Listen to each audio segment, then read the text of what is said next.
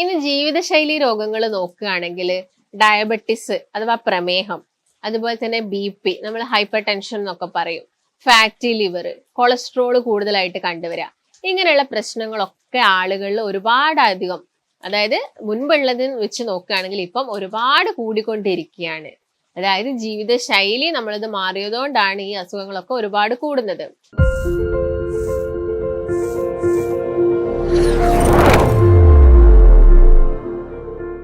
ഇപ്പം BP വേണ്ടി medicine എടുക്കുന്ന ആളുകളൊക്കെ ഉണ്ടായിരിക്കും. നിങ്ങൾക്ക് BP മെഡിസിൻ ഒക്കെ സ്വയം അങ്ങ് നിർത്താനൊന്നും പാടില്ല. നിങ്ങളിപ്പോൾ മെഡിസിൻ കഴിക്കുന്നുണ്ടെങ്കിൽ അത് എല്ലാ ദിവസവും കണ്ടിന്യൂ ചെയ്യുക. പക്ഷെ നമ്മൾ BP നോർമൽ ആയിക്കൊണ്ടിരിക്കുകയാണ്, വലിയ പ്രശ്നങ്ങളൊന്നും ഇല്ലെങ്കിൽ നമ്മുടെ ഡോക്ടറിന്റെ നിർദ്ദേശപ്രകാരം മാത്രം നമുക്കത് കുറയ്ക്കുകയൊക്കെ ചെയ്യാം. എന്നാൽ ചില ആളുകളുണ്ട്, എന്താണ്, നിങ്ങൾ BP മരുന്ന് കഴിക്കുന്നുണ്ടാവും, അതിന്റെ കൂടെ തന്നെ നിങ്ങൾ BP കൂട്ടുന്ന എല്ലാ ഭക്ഷണങ്ങളും കഴിക്കുന്നുണ്ടാവും. അതായത് നിങ്ങൾക്ക് ആ മെഡിസിൻ സ്റ്റോപ്പ് ചെയ്യാനും പറ്റത്തില്ല, നിങ്ങൾക്ക് ഈ ഭക്ഷണങ്ങളൊക്കെ കഴിക്കുകയും വേണം എന്നുള്ള ചിന്തയിലുള്ള ആളുകളൊക്കെ ഉണ്ടായിരിക്കും. അപ്പൊ നിങ്ങൾ എല്ലാവരും മനസ്സിലാക്കേണ്ടത്, നിങ്ങൾ BP മെഡിസിൻ എടുക്കുന്നുണ്ടെങ്കിൽ അത് എല്ലാ ദിവസവും അത് കണ്ടിന്യൂ ചെയ്യാൻ വേണ്ടി തന്നെ നോക്കണം.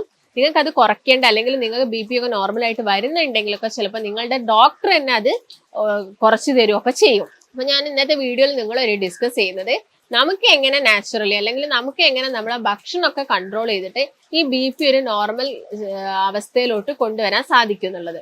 കാരണം നമുക്കറിയാം BP ഇപ്പൊ നിങ്ങൾ ടാബ്ലറ്റ് കഴിക്കുന്നുണ്ടെങ്കിലും അല്ലെങ്കിൽ നിങ്ങൾക്ക് BP കൂടുതലായിട്ട് വരികയാണെങ്കിൽ ഒരുപാട് ഇതിന് കോംപ്ലിക്കേഷൻസ് ഉണ്ട്, സങ്കീർണതകൾ ഉണ്ട്. അതായത് BP പെട്ടെന്ന് കൂടുന്ന സമയത്തൊക്കെ നമ്മൾ കേൾക്കാറുണ്ട്, പെട്ടെന്ന് സ്ട്രോക്ക് വന്നു, അല്ലെങ്കിൽ തലയിലോട്ട് പോകുന്ന ഞരമ്പിന് പെട്ടെന്ന് അത് ബ്രേക്ക് ആയിട്ട് പെട്ടെന്ന് ആള് കുഴഞ്ഞു വീണ് മരിച്ചു എന്നുള്ള കാര്യങ്ങളൊക്കെ നമ്മൾ എല്ലാവരും കേൾക്കുന്നതാണ്. അതായത് BP എന്ന് പറയുന്നത് ചില്ലർ ഒരു നിസ്സാരക്കാരനല്ല. ഇപ്പൊ ഷുഗർ ഒക്കെ ആണെങ്കിൽ നിങ്ങളിപ്പോ ഷുഗറിന്റെ ഒരു ടാബ്ലറ്റ് ഒരു ദിവസം വിട്ടുപോയാലും പെട്ടെന്നൊന്നും നിങ്ങൾക്ക് ഒന്നും സംഭവിക്കത്തില്ല. അല്ലെങ്കിൽ ഷുഗർ ഒന്ന് കുറച്ചൊന്ന് നിങ്ങളൊന്ന് ഭക്ഷണത്തിൽ ചെറിയൊരു മാറ്റം വരുത്തിയാലും ഷുഗർ പെട്ടെന്ന് അവിടെ എന്താവാം കൂടിയാലും അത് പിന്നീടേ പ്രശ്നം ഉണ്ടാക്കുള്ളൂ. ആ ഒരു സമയത്ത് അത് പ്രശ്നം ഉണ്ടാക്കണമെന്നില്ല. എന്നാൽ BP അങ്ങനെയല്ല. ഇപ്പൊ BP ഉള്ള ആളുകൾ എപ്പോഴും അവരുടെ ഭക്ഷണമൊക്കെ എപ്പോഴും കൺട്രോൾഡ് ചെയ്തു പോകാൻ വേണ്ടിയിട്ട് നോക്കണം.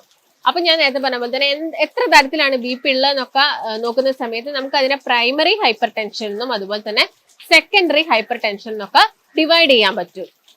പ്രൈമറി ഹൈപ്പർ ടെൻഷൻ എന്നൊക്കെ പറയുന്നത്, നിങ്ങൾ പെട്ടെന്ന് ഡോക്ടറെ അടുത്തൊക്കെ പോകുന്ന സമയത്ത് പെട്ടെന്ന് ഡോക്ടർ ഒന്ന് BP ചെക്ക് ചെയ്യാൻ നോക്കുമ്പോൾ പെട്ടെന്ന് തന്നെ നമുക്കൊരു ആ ഒരു ടെൻഷൻ അല്ലെങ്കിൽ ആ ഒരു പേടി കൊണ്ട് നമ്മൾ BP ഒന്ന് കൂടുന്ന ഒരു സിറ്റുവേഷനെയാണ് നമ്മൾ പ്രൈമറി എന്ന് പറയുന്നത്. എന്നാൽ സെക്കൻഡറി എന്ന് പറയുന്നത് നമുക്ക് എന്തെങ്കിലും ഒരു അസുഖത്തിന്റെ ഭാഗമായിട്ട് വരുന്നത്. ഇപ്പൊ ഡയബറ്റീസ് ഉള്ള ആളുകളിൽ ചില ആളുകളിൽ BP കൂടുതലായിട്ട് കാണാറുണ്ട്, അല്ലെങ്കിൽ റീനൽ പ്രോബ്ലംസ് ഉള്ള ആളുകളിൽ, കിഡ്നിക്ക് എന്തെങ്കിലും ഒരു അസുഖമുള്ള ആളുകളിൽ BP നല്ല വേരിയേഷൻസ്, ക്രിയാറ്റിനിൻ കൂടിയ ആളുകളിൽ BP നമ്മൾ വേരിയേഷൻസ് കണ്ടുവരാറുണ്ട്.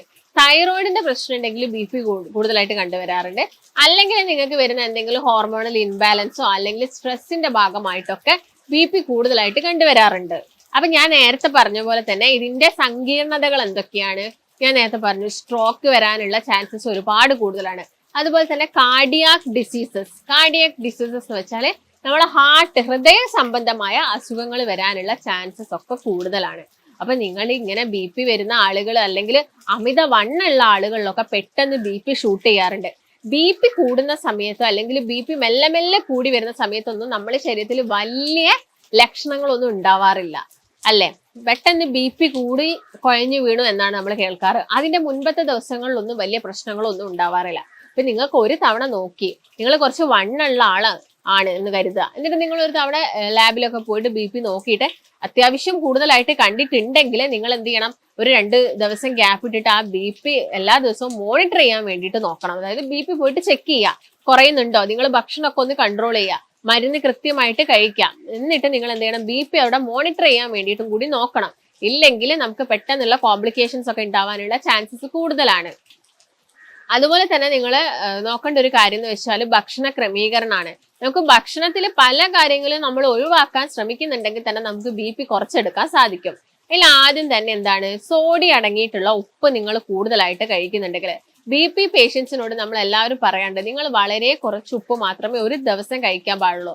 എന്നാൽ ഇങ്ങനെ മെഡിസിൻ എടുക്കുന്ന ആളുകൾ ചെയ്യുന്ന ഒരു തെറ്റ്, അവർ പപ്പടം കഴിക്കുന്നുണ്ടാവും, അവർക്ക് എല്ലാ ദിവസവും അച്ചാറ് വേണ്ടി വരും, അവർക്ക് എല്ലാ ദിവസവും പൊരിച്ചതും വറുത്തതും ആയിട്ടുള്ള മത്സ്യങ്ങളോ മാംസങ്ങളോ ഒക്കെ ആവശ്യമായിരിക്കും. നിങ്ങൾ അതൊക്കെ ഒന്ന് ഒഴിവാക്കുകയാണെങ്കിൽ നിങ്ങൾക്ക് BPക്ക് വേണ്ടി ഇങ്ങനെ കാലാകാലം മെഡിസിൻ എടുക്കുന്നതൊക്കെ നമുക്ക് കുറച്ചുകൊണ്ട് വരാൻ സാധിക്കും. അപ്പൊ ഇതൊക്കെയാണ് നിങ്ങൾ മെയിൻ ആയിട്ട് നോക്കേണ്ടത്. അപ്പം ഭക്ഷണത്തിന്റെ കേസ് നോക്കുകയാണെങ്കിൽ ഇന്ദുപ്പാണ് കൂടുതലായിട്ടും ഭക്ഷണത്തിൽ ഇൻക്ലൂഡ് ചെയ്യേണ്ടത്. ഇങ്ങനെയുള്ള ആളുകൾ അവരുടെ ഭക്ഷണത്തിൽ ഇന്ദുപ്പാണ് ഇൻക്ലൂഡ് ചെയ്യേണ്ടത്. പക്ഷെ അതും ഒരു പരിധിയിൽ കൂടാൻ പാടില്ല.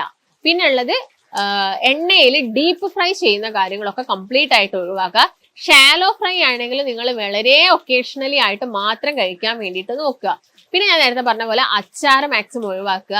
അതുപോലെ ഉണക്കമീൻ, ചില ആളുകൾ ഉണക്കമീൻ ഒരുപാട് കഴിക്കുന്ന ആളുകൾ ഉണ്ടായിരിക്കാം. അപ്പൊ അങ്ങനെയുള്ള ശീലങ്ങളൊക്കെ നിങ്ങൾ മാക്സിമം ഒഴിവാക്കുക. പിന്നെ നിങ്ങളെ ഭക്ഷണത്തിൽ ധാരാളം ഫ്രൂട്ട്സും വെജിറ്റബിൾസും കഴിക്കുക. ഫ്രൂട്ട്സിന്റെ കേസ് നോക്കുകയാണെങ്കിൽ മാതളൊക്കെ നമ്മളെ BP കുറയ്ക്കാൻ വേണ്ടിയിട്ട് സഹായിക്കും. അതുപോലെ തന്നെ നിങ്ങൾ എല്ലാ ദിവസവും നേന്ത്രപ്പഴം കുറയ്ക്കുകയാണെങ്കിലും അത് നമ്മുടെ BP കുറയ്ക്കാൻ വേണ്ടിയിട്ടാണ് സഹായിക്കുന്നത്. അപ്പൊ ഇങ്ങനെയുള്ള ഫ്രൂട്ട്സ് ഒക്കെ നിങ്ങൾ എല്ലാ ദിവസവും കഴിക്കാൻ വേണ്ടിയിട്ട് നോക്കുക. ഇതിന്റെ കൂടെ തന്നെ നിങ്ങൾ ബീട്രൂട്ട് എല്ലാ ദിവസവും എന്ത് ചെയ്യാൻ കഴിക്കാൻ വേണ്ടിയിട്ട് നോക്കുക.